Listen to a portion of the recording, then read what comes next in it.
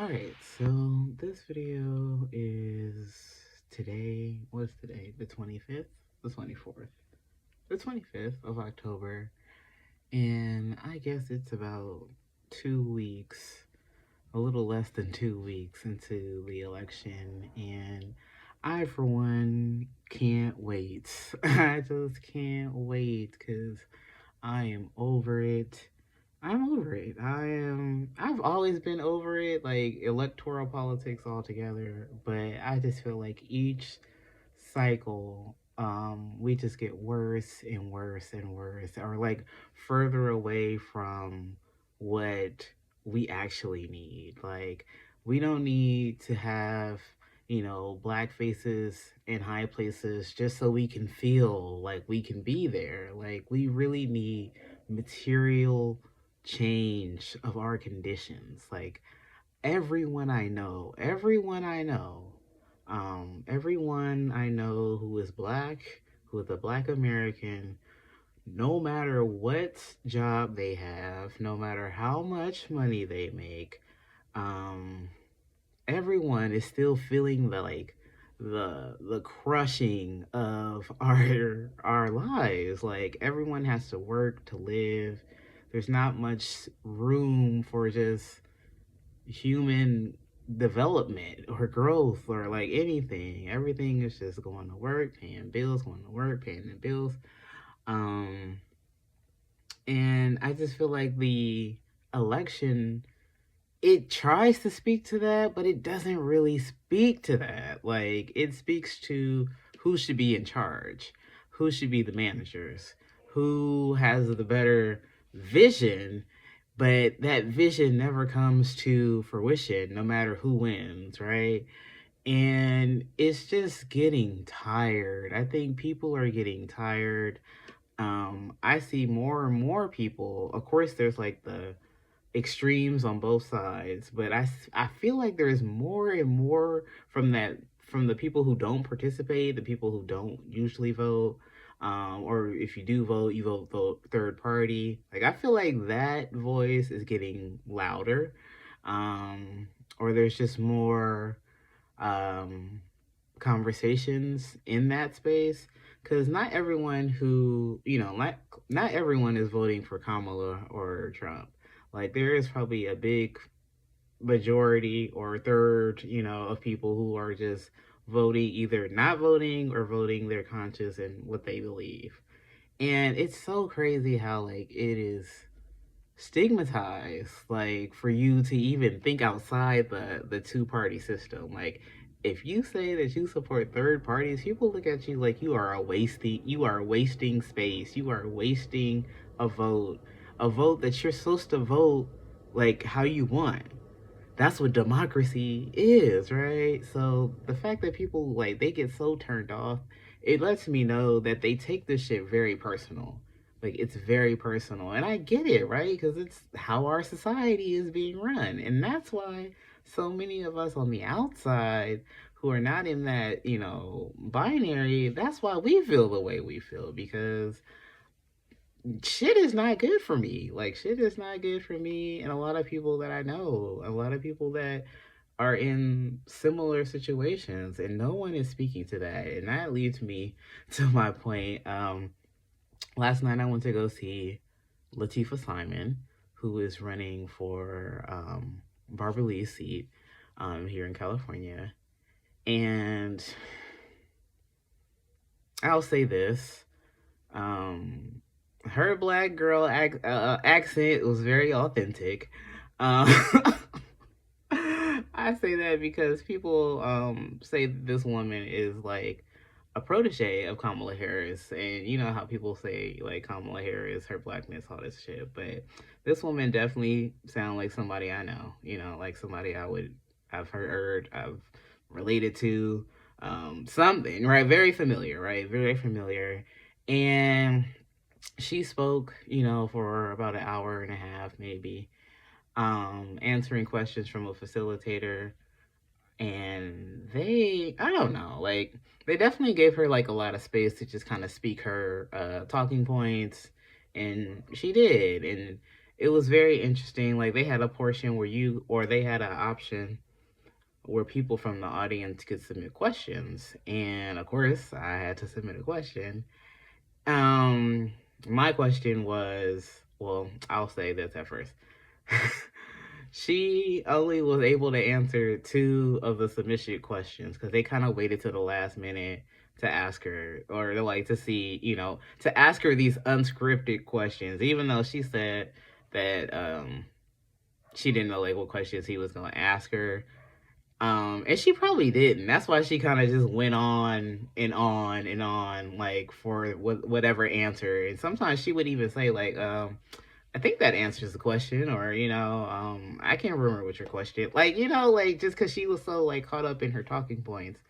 Um, but anyway, my question was, do you have a black agenda? And I looked on her site. She does not. She has a race and social justice like agenda or priority. She called them priorities. And in that section, even in that section, the racial and social justice, like who do you think that's about? Who do you think that's for? I don't know. It sounds like maybe it's for black people, but she never mentioned black people like in the section. Like it does not mention black. The only time it says black in that section is when it's describing her as a black woman, And my thing now about politics, especially with black politicians, because honestly, I focus heavily on black politics. Like that is where my eye is going to. So when they talk, no matter what side they on, like I don't. It doesn't matter to me if they local, if they national. It don't matter to me. What matters to me is what policies you stand on. And so when I saw that and it didn't say black, it didn't mention black people, it didn't mention any specificities for black people, it lost me. She lost me. She lost me there. Um, my follow up question to that question would have been too, what are your priorities for a black agenda? Because it didn't mention anything. It just said we would fight, we would fight for the damn, what did it say? It said people of color. Yes, it did say people of color. It said immigrants, and it said like historically disadvantaged or disadvantaged, which could be anybody, right? That could be anybody.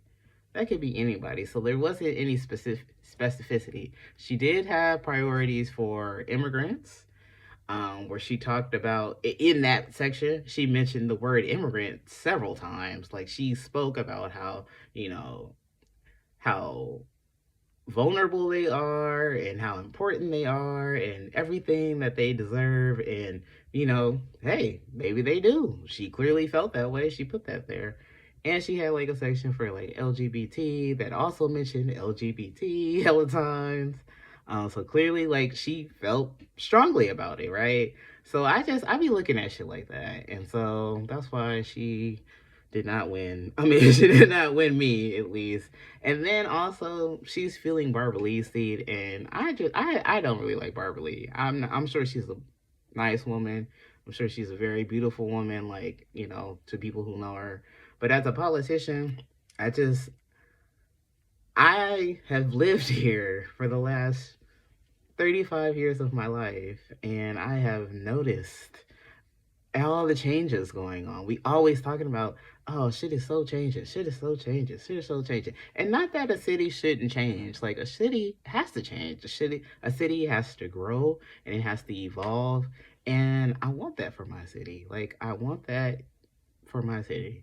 So I just wish that people who have been here, who have, who started legacies here, people who are like third, fourth, fifth generation Oakland people, like that they could participate in that evolution. And to me, if she's been in office for the last 20 years and yet things are getting worse for black people, and that's what, again, why I'm always black people centered. She even Lateefah Simon even mentioned how like the black population of Oakland has gone down by double digits, and I'm sure that's true of San Francisco, the Bay, anywhere in the Bay Area, the black population for sure, like, because people are already moving, but black people are being priced out, they're being forced out, and that's affected me. That's affected my family. So that's another reason I'm just so focused on black people and then people who purport to care for black people. So don't get to stand, on this black people lineage and my father, my family's from the South. My father was in the Navy. Like, that's a very common black American experience. And to me, to use that experience to say that you are qualified or you deserve a shot in talking for the community, and yet you have let the community uh, disintegrate over time. Like, it's time to hold these kind of people accountable. And so I was going there to kind of just get my understanding of this person and what they represent. And oh, they also they also mentioned Lateefah Simon. She mentioned reparations one time, and she was talking about how everyone deserves reparations. And I think she was talking about specifically in our local area because of like all the, pollution and, all the so many different environmental things, right? So many people are affected by these things, and yet still everybody like reparate, like you say reparations one time and it's for everybody. Like, that's what I'm saying. She clearly was not like, I feel like a lot of black politicians use blackness as a shield or as like, you know affirmation, like, I'm black, I can speak to this, and yet they don't do nothing. They're not accountable to black people.